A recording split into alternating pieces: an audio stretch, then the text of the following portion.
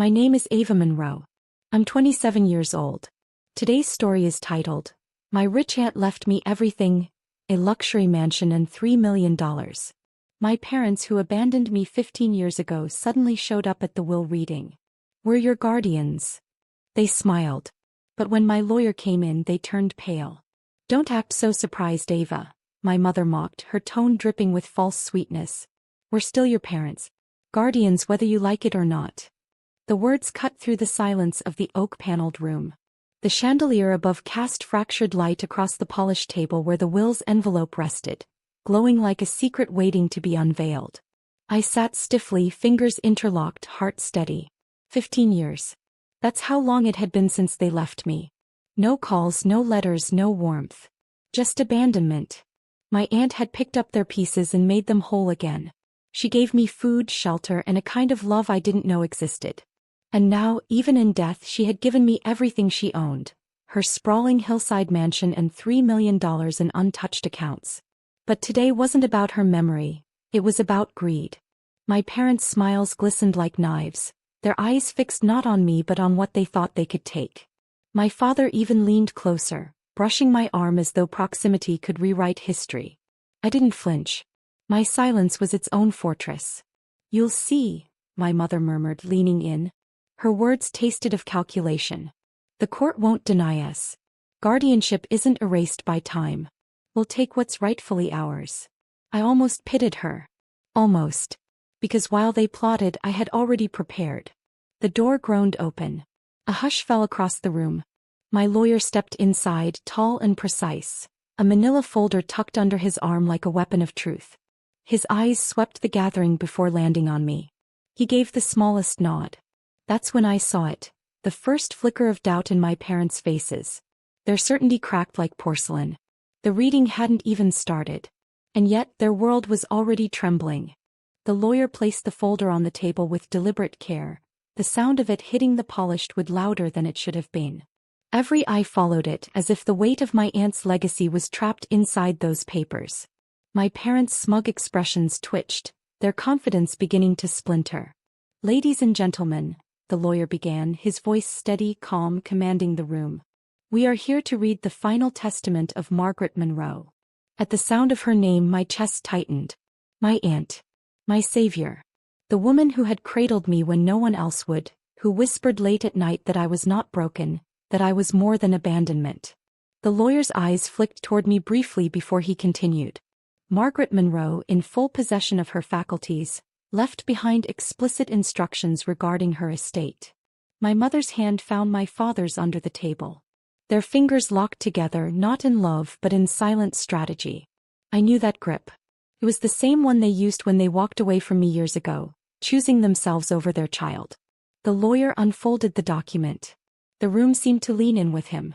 To my niece, Ava Monroe, he read clearly, I leave the Monroe Mansion, my collection of investments and liquid assets totaling $3 million. She has been my daughter in every way that mattered, and she deserves the life she was denied. The words sliced through the silence. Gasps broke out. My parents froze. The color drained from my mother's face, her painted smile faltering. My father's jaw clenched, his hand tightening around hers. Someone whispered, everything? Yes, everything. I inhaled slowly, steadying the tremor in my chest. It wasn't joy, not yet. It was vindication, soft and heavy, like rain that had been waiting for years to fall. But the lawyer wasn't finished. He adjusted his glasses, glancing toward my parents. Margaret also left a statement regarding her brother and his wife. All eyes turned. My parents straightened, their false poise snapping back into place like armor. My mother gave a small, triumphant nod, as though this was the moment she had been waiting for. The lawyer's voice sharpened. She requested that they receive nothing. The words landed like thunder. My mother's lips parted in shock. My father leaned forward, his face tightening. She made it clear, the lawyer added, that their abandonment of Ava disqualified them from any claim. Permanently. The silence that followed was suffocating. My parents' power had slipped. Their empire of lies was collapsing in real time. The silence stretched until it became unbearable. I could hear the tick of the grandfather clock in the corner, its pendulum slicing through the tension like a blade. My parents sat rigid, their faces pale, their carefully crafted smiles now brittle masks. My mother was the first to break. She leaned forward, her voice sharp and quivering. "This is absurd. We are her parents. Blood runs deeper than any piece of paper." The lawyer didn't flinch. "Your sister anticipated this argument. She left a personal letter attached to the will." He unfolded a smaller envelope, cream-colored and sealed with wax. As he slipped the letter free, my pulse thundered in my ears. I remembered the nights my aunt would sit by my bedside, her handwriting flowing across journal pages, words she never wasted. This letter would be no different. The lawyer read aloud. "To my brother and his wife. You forfeited your right to this child the moment you walked away. You left her in my arms without a glance back, believing she was too heavy a burden. You cannot return now and pretend guardianship. Ava needed love, not strategy. She needed parents, not parasites. And so I leave you nothing. Not as punishment, though it is deserved, but as truth. The truth that you never were and never will be her guardians." The words seemed to echo through the room, heavy and final. My throat tightened. I had known my aunt loved me, but hearing her defend me beyond the grave was something I had never expected. My father's fists curled against the table. His voice came low, dangerous in its desperation. "This will can be contested. Guardianship laws." The lawyer cut him off sharply. "Guardianship ends at 18. Ava is 27. The court will recognize this will as binding.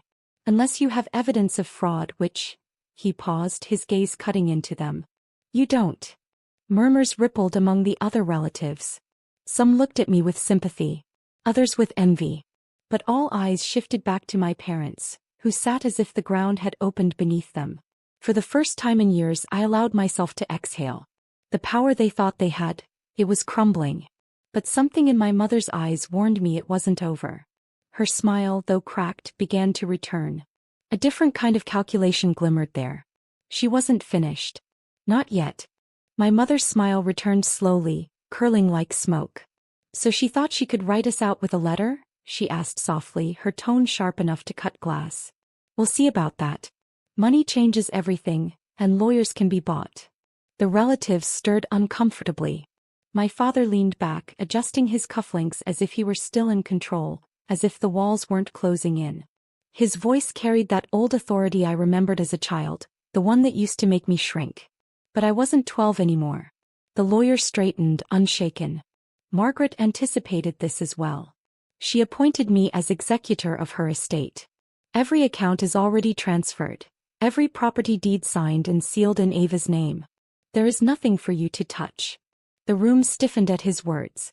I glanced at my parents. Their faces said everything, the fury they tried to hide, the panic gnawing beneath the surface. My mother leaned toward me suddenly, her voice just a hiss between us. "Do you really think you're ready for all this, Ava? A mansion? Millions? You'll drown in it. We're the only ones who can guide you. Without us, you'll lose it all." Her words scraped at old wounds, the ones she had left when she walked away. For a flicker of a moment, the little girl in me wanted to believe her. But then I remembered the nights I cried myself to sleep, my aunt's arms around me instead of theirs. I remembered birthdays missed, holidays ignored, the silence that stretched for years. I met her gaze evenly. "You forfeited the right to guide me when you left me." Her smile faltered. The lawyer cleared his throat. "Margaret also left one final instruction.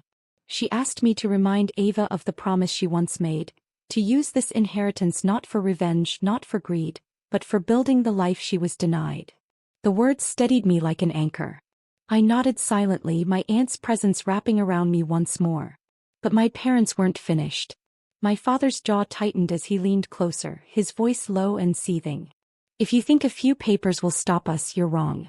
We'll find another way." The chandelier trembled overhead as if it knew the storm wasn't over. And in that moment I realized, their fight had only just begun. The gathering ended in fractured silence. Relatives whispered among themselves as chairs scraped against the polished floor. Some offered me quick nods of respect, others avoided my eyes altogether. But my parents didn't leave. They lingered, their shadows stretching long across the oak-paneled room as the last of the family filtered out.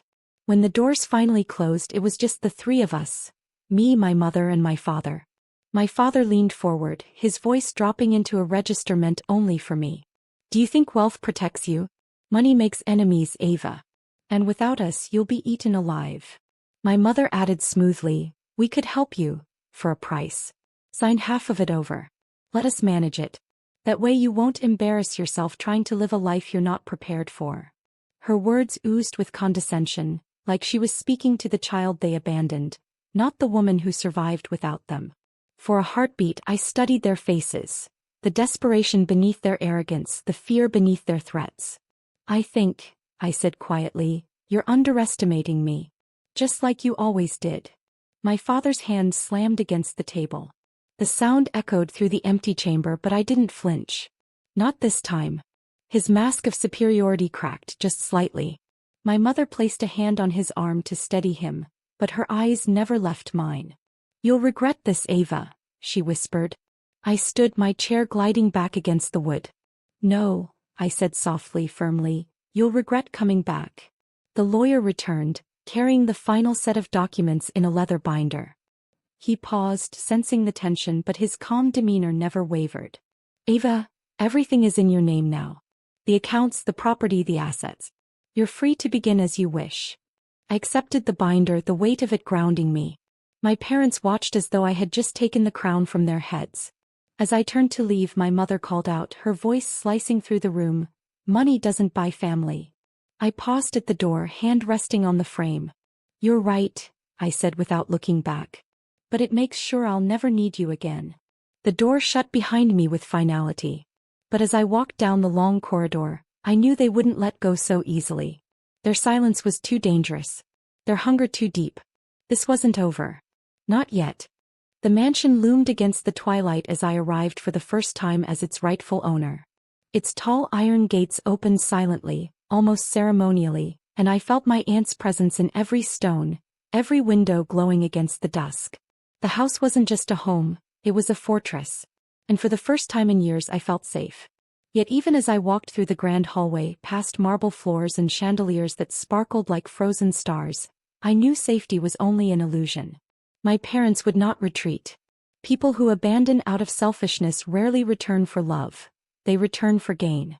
That night I stood on the balcony overlooking the city, the wind carrying the hum of distant traffic. I clutched the binder of documents the lawyer had given me. Every page inside confirmed what they feared most. They had no hold over me anymore. But my phone buzzed. It was a message from an unknown number. Short. Told. You think this is yours? We'll see you in court. I didn't reply. Instead, I forwarded it directly to my lawyer, attaching only 3 words. They won't win. The next morning the battle began. News traveled fast. Whispers of a contest to the will, of estranged parents claiming rights they no longer had. Reporters gathered outside the mansion gates, their cameras waiting to capture a story dripping with family drama and inherited millions. I closed the curtains and let them wait. Instead I prepared. My aunt had taught me how to be deliberate, how to use silence as strength. I gathered files, receipts, letters, proof of abandonment, years of absence, missed birthdays, hospital records with guardian unavailable written over and over again. Evidence they could never erase. But deep down a question gnawed at me. Why now? Why after 15 years of silence were they suddenly so bold, so desperate? I found my answer days later, buried in the paperwork my lawyer delivered. A note scribbled by my aunt months before her death. They're in debt, Ava. Drowning. Do not let them pull you under with them. My hands trembled as I read it. Suddenly everything was clear. This wasn't about family. This was survival, for them. And they would burn everything to drag me down. The courtroom smelled faintly of dust and old wood, the kind of place where truth and lies battled until one collapsed under the weight of evidence. I sat at the front with my lawyer, my spine straight, my hands clasped firmly in my lap. Across the aisle, my parents whispered feverishly to their attorney, their faces a portrait of arrogance masking desperation. When the judge entered, silence dropped like a curtain. The proceedings began swiftly. My father's lawyer stood tall, his voice booming with manufactured certainty. Your Honor, my clients are the biological parents of Miss Monroe. They abandoned her, yes, but under extraordinary stress. They now seek recognition, not for themselves, but for the rightful distribution of family assets. A murmur rippled through the gallery. I remained still, my heart beating steadily, my aunt's words echoing in my mind. Use this inheritance not for revenge but to build the life you were denied. My lawyer rose next, calm and deliberate. Your Honor, guardianship ends at 18. My client is 27. There is no law, no precedent, no moral argument that entitles these individuals, who deserted their daughter for 15 years, to profit from her now. The deceased, Margaret Monroe, left everything to Ava. She even left a letter anticipating this moment. I'd like it entered into record. The judge adjusted his glasses as the letter was read aloud. Every word struck the courtroom like a hammer. You cannot return now and pretend guardianship. Ava needed parents, not parasites. And so I leave you nothing. My mother shifted uncomfortably, her facade cracking. My father clenched his jaw, staring at me with eyes that once terrified me as a child. But not anymore. The judge's expression remained steady, though his voice carried weight when he finally spoke. The will is clear. The estate belongs solely to Ava Monroe. Case dismissed. The gavel struck. Final. Gasps filled the room. My parents froze, the reality sinking in like quicksand. Reporters scribbled furiously in the back row, flashes from cameras igniting like sparks. I rose calmly, my lawyer at my side. But as I stepped toward the exit, my mother called out one last time, her voice trembling with venom. You think this is over? Money disappears, Ava. And when it does, you'll come crawling back. I paused, turned slightly, and let silence hang heavy between us. Then I whispered just loud enough. You walked away once. This time I'll make sure the door never opens again. The mansion stood bathed in morning light, its tall windows catching the sun like mirrors of possibility. For the first time in years, I woke without dread pressing against my chest. The trial was over. The estate was mine. But more than the money, more than the mansion, it was the truth that freed me. My parents had tried everything: mockery, threats, the courts. And they had failed. The law had stripped them of the illusions they clung to, leaving only what they truly were: empty, desperate, and exposed. I walked through the halls, my footsteps echoing against marble floors that once felt too grand for me. But today they felt earned. I opened the balcony doors, letting the wind rush through. The city stretched beneath me, alive and endless, waiting for me to claim my place in it. The binder of documents lay on my desk, but beside it sat something far more powerful: my aunt's final letter to me. I unfolded it once more, her handwriting steady, elegant. Ava, wealth can be stolen but strength cannot. Build something that cannot be taken. Build yourself. Tears pricked my eyes, but they weren't tears of sorrow. They were release.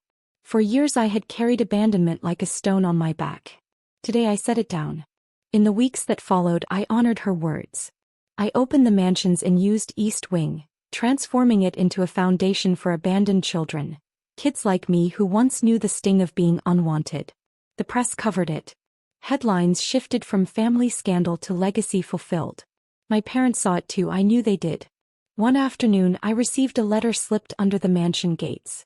No signature, but I knew the handwriting. My mother's. Just 3 words: we need help. I folded it neatly and placed it in a drawer. I did not reply. Some cycles are not meant to be repeated. Standing before the children at the foundation's opening ceremony, I realized the revenge had written itself. Not in anger, not in cruelty, but in living well, in becoming everything they swore I couldn't be.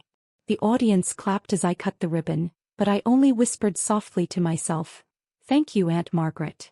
The past no longer chained me. It had forged me. And that was the sweetest justice of all.